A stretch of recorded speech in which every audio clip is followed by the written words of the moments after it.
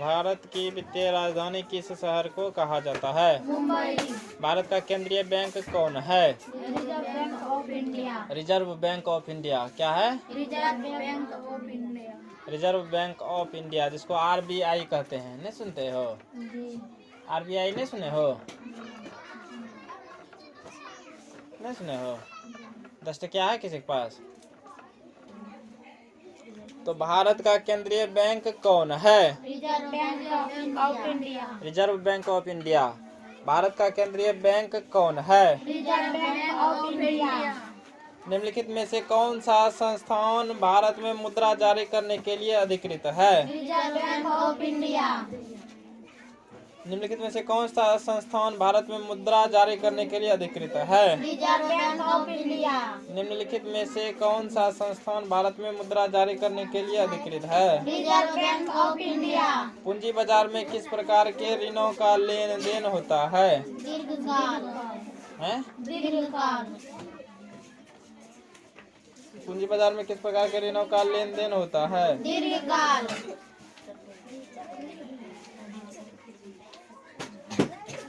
पूंजी बाजार में किस प्रकार के ऋणों का लेन देन होता है? दीर्घकाल।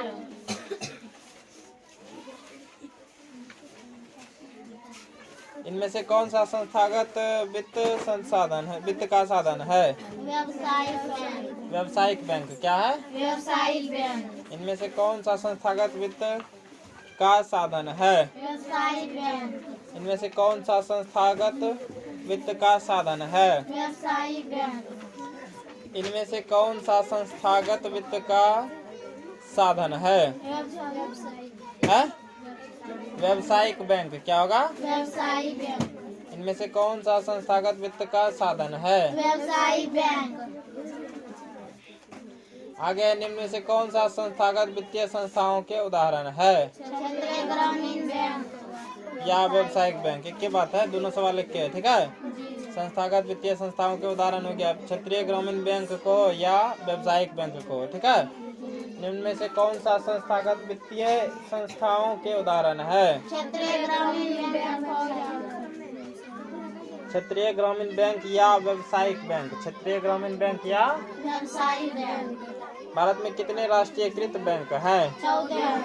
14। भारत में कितने राष्ट्रीयकृत बैंक हैं? 14। भारत में कितने राष्ट्रीयकृत बैंक हैं? 14।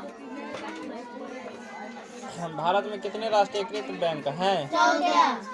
शेयर बाजार की नियामक संस्था है स्टॉक एक्सचेंज, ठीक है।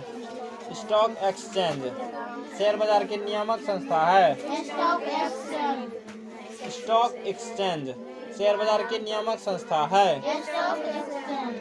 शेयर बाजार की नियामक संस्था है स्टॉक एक्सचेंज। स्टॉक एक्सचेंज, ठीक है। शेयर बाजार की नियामक संस्था है। Stock exchange. Stock exchange share बाजार की नियामक संस्था है। Stock exchange.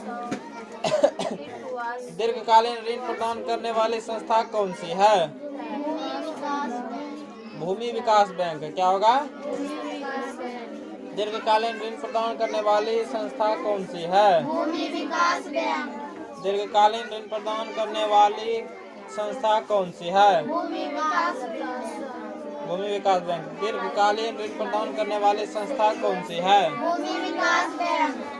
दीर्घकालीन ऋण प्रदान करने वाली संस्था कौन सी है? भूमि विकास बैंक। दीर्घकालीन ऋण प्रदान करने वाली संस्था कौन सी है? भूमि विकास बैंक। व्यावसायिक बैंकों का राष्ट्रीयकरण कब किया गया? 1969 में। 1969 में। व्यावसायिक बैंकों का राष्ट्रीयकरण कब किया गया? 1969 में।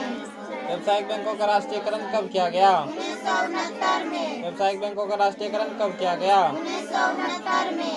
इनमें कौन व्यापारिक बैंक की जमा का प्रकार नहीं है?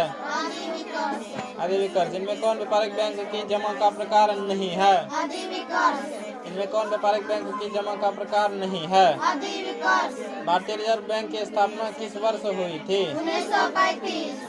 1935। भारतीय रिजर्व बैंक की स्थापना किस वर्ष हुई थी? 1935। भारतीय रिजर्व बैंक की स्थापना किस वर्ष हुई थी? 1935। भारतीय रिजर्व बैंक की स्थापना कब हुई थी? 1935।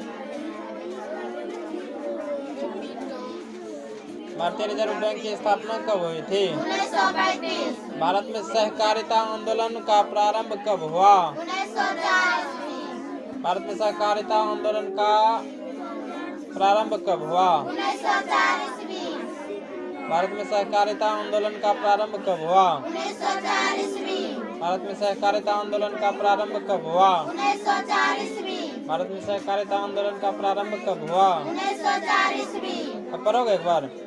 चलिए एक बार रिवीजन करते हैं पहले। भारत की वित्तीय राजधानी किस शहर को कहा जाता है? मुंबई। भारत की वित्तीय राजधानी किस शहर को कहा जाता है? मुंबई। भारत का केंद्रीय बैंक कौन है? Reserve bank of India. Reserve bank of India. Bharat का केंद्रीय बैंक कौन है? Reserve bank of India. निम्नलिखित में से कौन सा संस्थान भारत में मुद्रा जारी करने के लिए अधिकृत है? Reserve bank of India. Reserve bank of India. निम्नलिखित में से कौन सा संस्थान भारत में मुद्रा जारी करने के लिए अधिकृत है? Reserve bank of India. पूंजी बाजार में किस प्रकार के ऋणों का लेन देन होता है? दीर्घकाल। दीर्घकाल। पूंजी बाजार में किस प्रकार के ऋणों का लेन देन होता है? दीर्घकाल। इनमें से कौन सा संस्थागत वित्त का साधन है? व्यावसायिक बैंक। व्यावसायिक बैंक। इनमें से कौन सा संस्थागत वित्त का साधन है? व्यावसायिक बैंक। व्यावसायिक बैंक। निम्न में कौन सा संस्थागत वित्तीय संस्थाओं का उदाहरण है? क्षेत्रीय ग्रामीण बैंक या व्यावसायिक बैंक? निम्न में कौन सा संस्थागत वित्तीय संस्थाओं के उदाहरण है? क्षेत्रीय ग्रामीण बैंक और व्यावसायिक बैंक। भारत में कितने राष्ट्रीयकृत बैंक है? 14। 14। भारत में कितने राष्ट्रीयकृत बैंक हैं? 14। शेयर बाजार की नियामक संस्था है? Stock exchange. ठीक है, शेयर बाजार की नियामक संस्था है स्टॉक एक्सचेंज। दीर्घकालीन ऋण प्रदान करने वाली संस्था कौन सी है?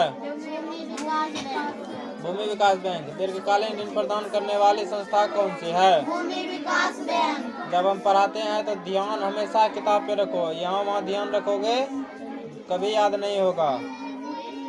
याद रहते हुए गलती करके आ जाओगे परीक्षा में। जब बताते हैं ध्यान एकदम हमेशा यहीं रखो।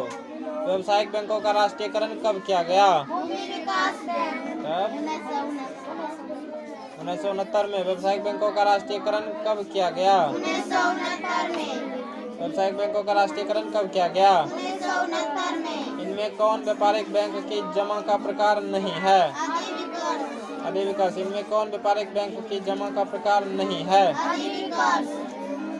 भारतीय रिजर्व बैंक की स्थापना किस वर्ष हुई थी? 1935। 1935। भारतीय रिजर्व बैंक की स्थापना किस वर्ष हुई थी? 1935। 1935। भारतीय रिजर्व बैंक की स्थापना किस वर्ष हुई थी? 1935। भारत में सहकारिता आंदोलन का प्रारंभ कब हुआ? 1940।